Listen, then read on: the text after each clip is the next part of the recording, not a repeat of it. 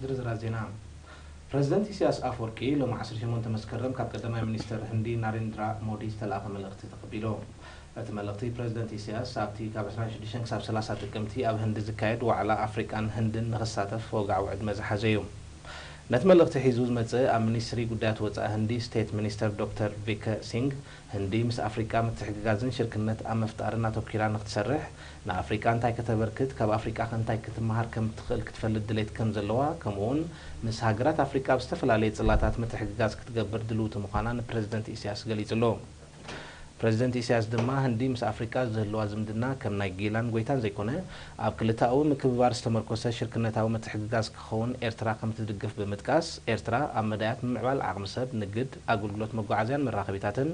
ሕርሻ ብቐንዱ ድማ ምምስራሕ ምግቢ ብሓባር ክትሰርሕ ድሌት ከም ዘለዋ ኣብሪሆም ነሪና ብዛሃባ ሓበሬታ ዶክተር ቪከ ሲንግ ምስ ኤርትራ ክስራሓሉ ዝኽእል ሓያሎ ጽላታት ከም ዘሎ ጠቒሱ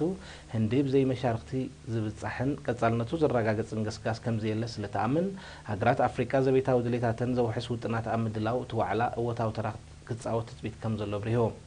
ኣብ ትርክብ ብወገን ኤርትራ ሚኒስትር ጉዳያት ወፃኢ ኣቶ ዑስማን ሳልሕ ብወገን ህንዲ ድማ ተንቀሳቓሲ ኣምባሳደር ህንዲ ብኤርትራ ሚስተር ዩጎሽዋር ቫርማ ተረኺቦም ነይሮም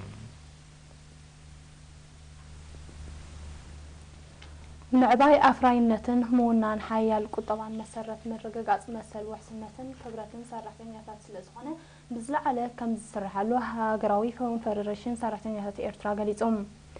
እዚ ዝገለጸ ማእከላይ ባይታ ሃኮሰ ኣብ ምዝዛም ናይቲ ብ16-17 መስከረም ዘቃንዖ ሓምሻይ ውድብ ኣኺብኡ ኣብ ዘውፅኦ ደምዳሚ ኣዋጅ እዩ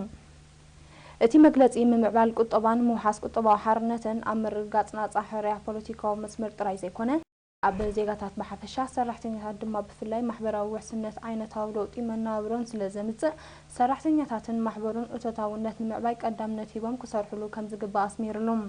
እቲ ኣኼባ ሃኮሰ ኪነ ውዳበ ሰራሕተኛታት ኣብ ኣፍራይነት ጸይጡ ክሰርሕ ምስ ሃገራውያንን ኣህጉራውያንን ትካላት ብምውሃድ ዓቕሚ ማሕበራ ሰራሕተኛታት ንምዕባይ ዕቱብ ጻዕሪ ክካየድ ንቐጻልነትን ውሕስነትን ማሕበራ መንእሰያት ልዑል ኣቓልቦ ክገብር ዝብሉን ካልኦት ወሳነታትን ልባዋታትን ኣሕሊፎም ብዘይካዚ ኤርትራ ወኒናቶ ዘላ ሰላምን ርግኣትን ብዘይ ቁስንን ውሕስን ጎድቦ ምሉእነት ክህልዎ ስለዘይክእል ሃኮሰ ምስ ማሕበራ ሰራሕተኛታት ሃገራት ዞባን ካልኦትን ዘለዎ ምውህሃድ ጥምረትን ብምሕያል ጽልው ዘሐይለሉ ባይታ ብምጥጣሕ ንዘላቒ ሰላምን ቅሳነትን ክሰርሕ ትጽቢት ከም ዝግበረሉ ተጠቒሱ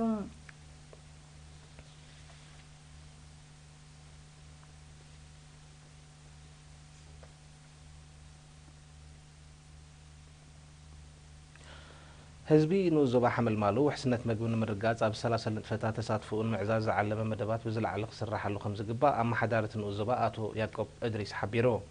ኣብቲ ንዞባ ምስቲ ዝነጥፉ ሓለፍቲ ዝተፈላለዩ ኣካላት ኣብ ዝገብሮ ርክብ ኣቶ ያዕቆብ ማይን ሓመድን ብምዕቃብ እቶታውነት ክምንባል ኣድማዕ ስራሓት ክሰላሰል ምጽንሑን ጽቡቕ ውጽኢት ይርከበዎም ዘሎም ብምጥቃስ ጥብ ዝበለት ማይን ምዕቃብ ምእንቲ ክከኣል ብዝተወደበ መልክዕ ክድፈኣሉ ከም ዝግባእ ኣስሚሩሉ ናይ ሎም ዓመት ውጽኢት ተማሃሮ ሻምናይ ክፍሊ ዝዕግብ ምዃኑ ጠቒሱ ድማ ከም ዝሰረቱ ከባብያዊ ጽሬት ብምሕያል ጥዕና ዜጋታት ንምውሓስ ክግበር ብዝጸንሐ ጎስጓሳት ዳርጋ ኣብ ኩለን ምሕደራት ከባቢ ብልዑል ተሳትፎን ተበግሶን ህዝቢ ዓይኒ ምድሪ ከም ተሃንጸ ገሊጹ ንሱ ስዒቡ ተዳኺሙ ጸንሐ ፕሮጀክት ጸባ ስጡር ንምብርባር ጻዕርታት ክካየድ ንግዳዊ ጀራዲን ሕጋዊ ኣገባብ ንተሓዙ ብግቡእ ክስነድን ክሰኣልን ከምኡውን ህዝባዊ ማእቶት ምሕያል ካብቶም ኣብ 2015 ክስርሑ ተታሒዞም ዘለዉ መድባት ምዃኑ ኣነጺሩ ኣኺበኛታት ኣብ ዝቐረበ ጸብጻብ ድሕሪ ዘካይድዎ ዘተ ማይን ሓመድን ብምዕቃብ ትሕዝቶ መሬት ንምርግጋእን ምህብታምን ብሰፊሑ ክድፈኣሉ ሽግር ሰተ ማይን ምፍታሕ ዝግበር ጻዕርታት ክሕየል ቀጽሪ ዘይብለን ኣብያተ ትምህርቲ ክስራሓለን ስሉሳዊ ዝምድና ወለዲ ቤት ትምህርትን ተምሃሮን ክሕየል ዝብሉን ርእቶታትን ልባዋታትን ኣቕሪቦም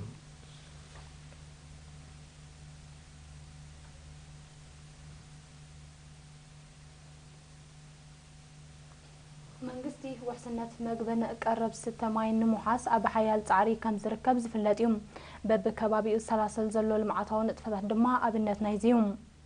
ካድራት ህግደፍ ኣብ ንኡዞባ ገዝባንዳ ንሰላሰል ዘሎ መድባት ልምዓት ምዕዛብ ኣብ ዴጋታት ለጎን ምስላምን ዑደት ኣካይዶም ኣለዉ ምስኦም ዝተጓዕዙ ጋዜጠኛ ዮናታን ይዕብየን ሰኣላይ ዮሃንስ መብራቱን ንዘዳለዎ ጸብጻብ ብርሃን ዓንዲ መስቀል ከቕርቦ እዩ ኣብ ዞባ ማእከል ካድራት ህግደፍ ንኡስ ዞባ ገዛባንዳ እስተሳለጠን ኣብ መስርሕ ዘሎን ዓበይቲ ልምዓታዊ ንጥፈታት ንምዕዛብ ኣብ ዲጋታት ለጎን ምስላምን ዑደት ኣካይዶም ነቲ ብ17 መስከረም ዝተኻየደ ዑደት ኣመልኪታ ጸሓፊት ህግደፍ ኣብቲ ንኡስ ዞባ ወይዘሮ ኣዜብ ሃብተ ሚካኤል ነኤሪና ብዝሃበቶ ሓበሬታ በብከባቢኡ ዝሰላሰል ልምዓታዊ ንጥፈታት ብሩህ መጻኢ ሃገር ዝእምት ከም ዝኾነ ጠቂሳ مرأي مأمان بمخانو كل زيغا نزعوت لمعتاوي نطفتات كبصحو أزخاخيرا نزي زخاني خص مصي سب زدونا يلن اتحقسي تمني سيد صرح له بجبوتكا تنريا زلنا اوشت زي عامتات وسيدو زلو داغم هنصاو سرحات وصيتاو زخونه سرح نبار زخونه سرح مالسي نحدا غزاس كهنه تخوينف مجمرتا عنود يخا تقبرلو أبز هاجر زخا وحسنة نمجبي نمرقاسكا عنود تتخيل له. أبال بايتو زوبا مأكل أتو قدام جبرة بوغونو أبزها بوريتو منجستي محبراو فتحي كوموين وحسنة مجبن قرب 6 ماين نموحاس أب حيال تعري كم زركب بمحبر أبستفل عليه كبابيتات هاجر راس تسلاسلن زسلاسل زلون مدباتن استمزجب عوتن مرأيا وهو تعر حزب منجستن مخوانو قليتو تساتفت دما زكايدو عدت أفلطهم بمبرخ أبزكايدو نطفتات حجاز تراخم زلوا الرجاجيتهم وحسناتنا مقبدي وحسناتنا كل نجار ما شاء الله يعني انت يا خم مخطوب له كل نجار سي زتود نجار يلان ممكن تام صلاتي من إسين تخددو تهاجر تداخم تخون كم زد بحال حساب يهلوم يخون يلان زخدت تخدت تهاجر كم هاجر الله اتمن إسي مليسو يوسخي عمب يمعبل كاللمبر زقود لنا نجارون يبلنا سلازي بتعملنا تمنقصنا أنا مسجنا نتي ورساي كالو خابط عم بتعم عدمان تعناني هابو